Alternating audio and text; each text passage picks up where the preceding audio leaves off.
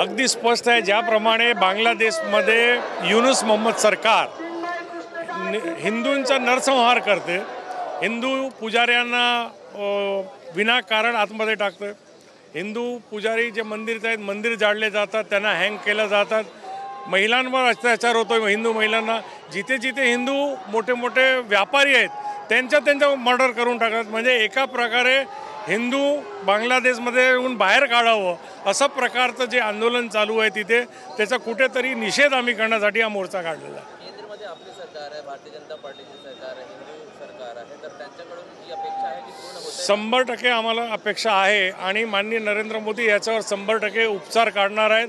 बांगलादेशचा इलाज करणे आता गरजेचं झालं आहे.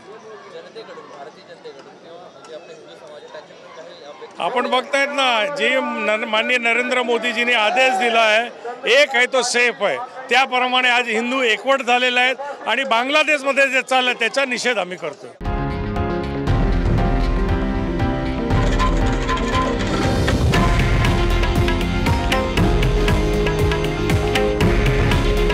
हे आहे देशातील नंबर 1 न्यूज नेटवर्क आणि आपण पाहत आहात TV9 मराठी.